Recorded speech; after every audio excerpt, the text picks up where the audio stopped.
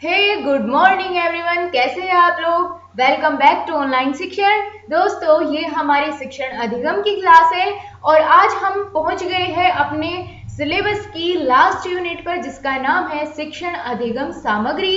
और दोस्तों, इसके अंदर लास्ट यूनिट के काफी सारे टॉपिक आ जाते हैं, जैसे शिक्षण सामग्री का अर्थ हुआ, परिभाषाएं उसकी, प्रकार, महत्व, उद्देश्य, विशेषताएं, रखरखाव, सावधानियां। तो काफी बड़ी यूनिट है, इसलिए हम इसको दो पार्ट में डिवाइड करके तब कंप्लीट करेंगे। ओके फ्रेंड्स, तो दोस्तों बहुत ही इंपॉर्टेंट टॉपिक है, समझने की वजह से भी और आपके एग्जाम की दृष्टि से भी बहुत अधिक महत्वपूर्ण ये टॉपिक हो जाता है। तो चलिए अब बिना देरी किए करते हैं आज के टॉपिक की शुरुआत। तो दोस्तों, सबसे पहले हम यही जानने वाले हैं कि शिक्षण अधिगम सामग्री का क्या अर्थ होता है, क्या चीज है शिक्षण अधिगम सामग्री। तो कोई बात नहीं, हम समझते हैं बहुत ही क्लियर वे में, आपको कोई कंफ्यूजन नहीं रहेगा आज के बाद, ठीक है। तो शिक्षण को रोचक बनाने के लिए शिक्षण सहायक सामग्री का उपयोग किया जाता है। ये तो हमने समझ लिया क्यों किया जाता है उपयोग शिक्षण सहायक सामग्री का, ताकि शिक्षण को यानी जो अध्यापक पढ़ाता है कक्षा में उसको रोचक बना सके। जिन सामग्रियों के माध्यम से शिक्षण को सरल व प्रभावी बनाया जाता है उन्हें शिक्षण अधिगम सामग्री कहते हैं, ठीक है दोस्तों। इन्हें शॉर्ट में TLM कहते हैं। आपके एग्जाम में बिल्कुल पूछी जाती है कि TLM की फुल फॉर्म बताइए, तो दोस्तों आप नोट करते चलिए। TLM की फुल फॉर्म होती है टीचर लर्निंग मटेरियल, ठीक है। टीचर लर्निंग मटेरियल होती है TLM की फुल फॉर्म। तो हमने क्या बताया कि जिन सामग्रियों के माध्यम से शिक्षण को सरल, प्रभावी और सुगम बनाया जाए वही होती है शिक्षण अधिगम सामग्री, ठीक है। आपने जान लिया, शिक्षण अधिगम सामग्री यानी टीचिंग लर्निंग मटेरियल वही है जो शिक्षण के दौरान शिक्षण को बेहतर बनाने के लिए उपयोग की जाती है। और ये कितनी तरह की वस्तुएं होती है इसके अंदर, जैसे हम किस किस चीज का प्रयोग करते हैं जब हम बच्चों को पढ़ाते हैं। उनके अंदर होता है शामपट, होता है पॉइंटर, होता है मानचित्र, होते हैं फोटो, होते हैं चौक, डस्टर, एवरीथिंग जो भी हम यूज करते हैं पढ़ाते हुए वो सभी आती है टीचर लर्निंग मटेरियल यानी शिक्षण अधिगम सामग्री के अंतर्गत। आप अगर कोई बुक भी यूज करते हैं पढ़ाते हुए वो भी शिक्षण अधिगम सहायक सामग्री है। अब आपको क्लियर हो गया क्या है इसका अर्थ। अब चलिए जानते हैं इसकी परिभाषा।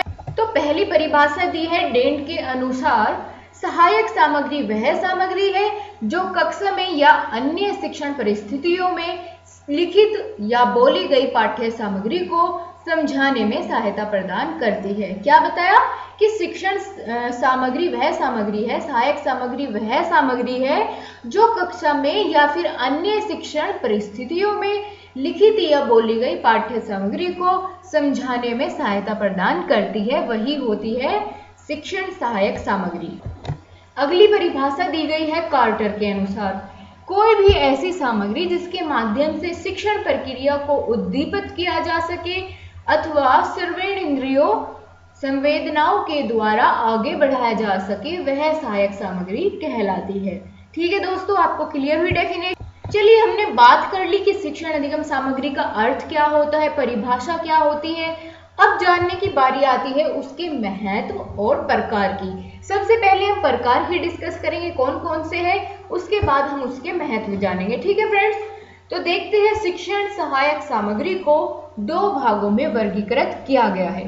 पहला है प्रस्तुतिकरण के आधार पर और दूसरा होता है इंद्रिय ज्ञान के माध्यम के आधार पर। तो पहले हम जानेंगे प्रस्तुतिकरण या प्रस्तुतिकरण के आधार पर किस तरह से वर्गीकरण किया गया है सहायक सामग्री का। तो दोस्तों, प्रस्तुतिकरण के स्वरूप के आधार पर शैक्षणिक सहायक सामग्री को दो भागों में बांटा गया है, जिनमें पहला है प्रक्षेपित सामग्री, ठीक है। कौन सा है पहला? प्रक्षेपित सामग्री, और दूसरा है अप्रक्षेपित सामग्री, ठीक है। पहले के अंदर क्या आता है, प्रक्षेपित सामग्री क्या होती है? तो दोस्तों, प्रक्षेपित सामग्री के अंतर्गत ऐसी सामग्री आती है जिनमें हम प्रदर्शन के लिए विद्युत यंत्रों की आवश्यकता पड़ती है।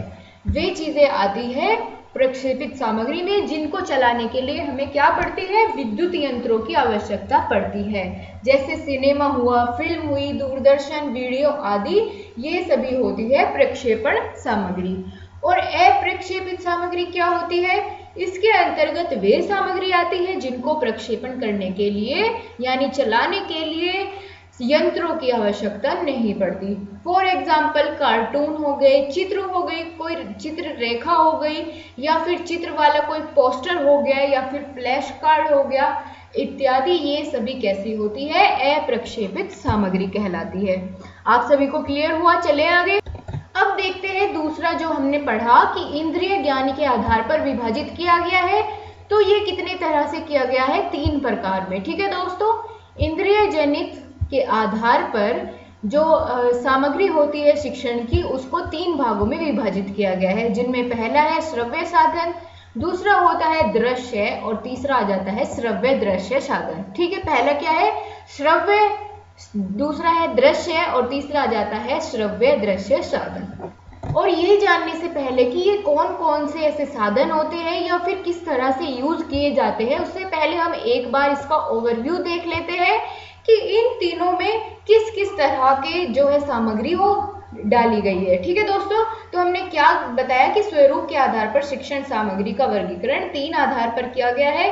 पहली है दृश्य सामग्री यानी विजुअल, दूसरी है श्रवण सामग्री यानी ऑडियो, और तीसरी होती है श्रव्य दृश्य सामग्री यानी ऑडियो विजुअल सामग्री। ठीक है, अब चलिए देखते हैं दृश्य सामग्री के अंदर कौन कौन सी चीजें आती हैं। तो इसके अंदर आते हैं प्रतिरूप, चित्र, पोस्टर, शामपट, दीप, पत्र पत्रिकाएं, समाचार पत्र, चित्र दर्शक और वास्तविक पदार्थ, चित्र रेखाएं, मानचित्र या फिर पुस्तकें, ये सभी मॉडल्स वगैरह आते हैं दृश्य सामग्री में, जिनको हम देखते हैं। ठीक है, और श्रवण सामग्री में कौन कौन से आते हैं, जैसे ग्रामोफोन, आकाशवाणी और टेप रिकॉर्डर, लिंग्वाफोन, भाषा प्रयोगशाला, ये सभी टेलीफोन वार्ता, मानव स्वर इत्यादि, ये सभी आते हैं श्रवण सामग्री के अंतर्गत। ठीक है दोस्तों, फिर बात आती है श्रव्य दृश्य सामग्री, जिनमें इन दोनों को मिक्सअप किया गया है, जिसमें हमें आवाज भी आती है, हम देख भी सकते हैं, वे आती है श्रव्य दृश्य सामग्री के अंतर्गत। आप ये पढ़ लीजिए, इनमें से 4-5 आपको जो इजी लगे आप वो याद कर सकते हैं। जैसे वीडियो कैसेट्स, टेलीविजन हुआ, कोई प्रदर्शन का और कोई माध्यम हुआ, दूरदर्शन चित्र हुआ, तो ये सभी आते हैं श्रव्य दृश्य सामग्री के अंतर्गत। चलिए अब एक एक कर इनको पूरी डिटेल में समझते हैं। सबसे पहले बात करेंगे दृश्य सामग्री की। इस प्रकार की सामग्री में केवल आंखों का उपयोग किया जाता है, तभी तो दृश्य का देखने वाली चीज है, तो दृश्य सामग्री। ठीक है, जिनको दिखाकर पाठ्य वस्तु को समझाने में सहायता मिलती है। फॉर एग्जाम्पल पौधे, फूल, फल, पत्तियां, मिट्टी के द्वारा बनाए गए विभिन्न प्रकार के खिलौने, शामपट, मानचित्र, फोटो, मॉडल या चार्ट, ये सभी आ जाती है दृश्य सामग्री, क्योंकि इनको दिखाकर समझाया जाता है।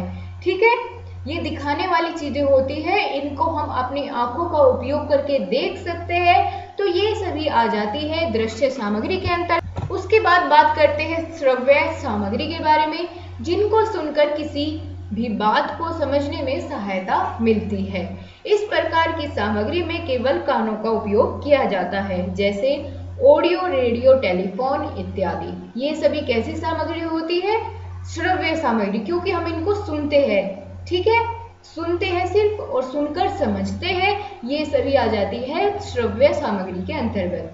अब बात करें दृश्य श्रव्य सामग्री के बारे में, जो इसका 3rd भाग है, जिसमें किसी भी पाठ्य को समझने हेतु सुनना तथा देखना दोनों साथ साथ चलते रहते हैं। इस प्रकार की सामग्री में दोनों ही इंद्रियों का प्रयोग होता है, आंखों एवं कानों का, जैसे फिल्म, टीवी, वीडियो आदि। तो ये सभी होती है श्रव्य दृश्य यानी दृश्य श्रव्य सामग्री, कैसे भी हम इसको बोल सकते हैं।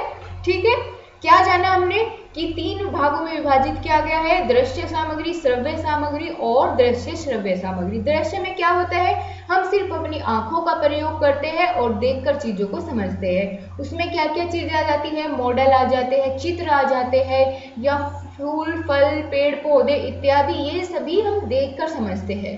ठीक है, बच्चों के सामने इनको दिखाया जा सकता है, लेकिन हम जब श्रव्य सामग्री के बारे में बात करते हैं तो हम इसमें केवल अपने कानों का प्रयोग करते हैं और बातों को सुनकर समझते हैं। ठीक है, इसके अंदर एग्जाम्पल आ जाते हैं ऑडियो, रेडियो, टेलीफोन इत्यादि।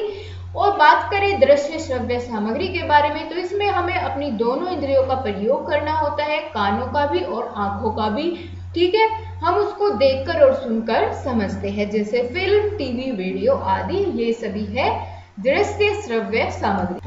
आपको बहुत अच्छे से क्लियर हो गया होगा। अब बात करते हैं शिक्षण अधिगम सामग्री के महत्व की। तो दोस्तों, शिक्षण अधिगम सामग्री के महत्व को निम्न प्रकार से देखा जा सकता है, जो कि आपके सामने है। पहला है ध्यान से संबंधित तत्वों को समझना। ठीक है, ये इसका महत्व है। दूसरा है समझी हुई विषय वस्तु को आत्मसात करना, यानी उसके सामने प्रदर्शित करना। और पाठ्यांश को रुचियात्मक बनाना। अगर हम इन सभी चीजों का प्रयोग करते हैं तो पाठ्य वस्तु कैसी बन जाती है? रुचिपूर्ण बनती है, बच्चों का ध्यान लगता है उस चीज में। और पाठ्यांश को समझाने में विद्यार्थियों का ध्यान केंद्रित करने का महत्व होता है शिक्षण अधिगम सामग्री का। ठीक है दोस्तों, आपको बहुत अच्छे सब समझ आया। एक बार फिर से इसका अर्थ और डेफिनेशन एक बार और देख लेते हैं। तो हमने क्या जाना कि शिक्षण को रोचक बनाने के लिए शिक्षण सहायक सामग्री का उपयोग किया जाता है, और जिन सामग्रियों के माध्यम से शिक्षण को सरल व प्रभावी बनाया जाता है उन्हें शिक्षण अधिगम सामग्री कहते हैं। और इनको शॉर्ट फॉर्म में TLM भी कहते हैं, जिसकी फुल फॉर्म होती है टीचर लर्निंग मटेरियल। आपने नोट कर ली होगी। तो ठीक है दोस्तों, आज की क्लास में इतना ही। कल आगे के जो इसके कुछ टाइप्स बचते हैं, या फिर कह लीजिए कुछ इसके पॉइंट्स बचते हैं, जैसे उद्देश्य हुआ, विशेषताएं हुआ, और रखरखाव में कौन कौन सी सावधानियां हमें बरतनी चाहिए, वे सभी हम नेक्स्ट वीडियो में डिस्कस करेंगे। तो आज के लिए यहीं तक रखते हैं। अपना ध्यान रखिए। आशा करती हूँ आपको बहुत अच्छे से कुछ समझ आया होगा। दोस्तों, अगर कोई भी पॉइंट आपको नहीं समझ आया है तो कमेंट बॉक्स में जरूर लिख भेजिए, और अगर आपके कोई भी सुझाव है तो हमारे साथ जरूर शेयर करिएगा। और हमारे टेलीग्राम का ग्रुप नीचे डिस्क्रिप्शन में मिलेगा, आप उसको ज्वाइन कर लेना। और फिर अगर आपकी कोई क्वेरी रहती है, मैं आपको अगली वीडियो में उसे जरूर एक्सप्लेन करूंगी। थैंक यू, अपना ध्यान रखिए, खुश रहिए।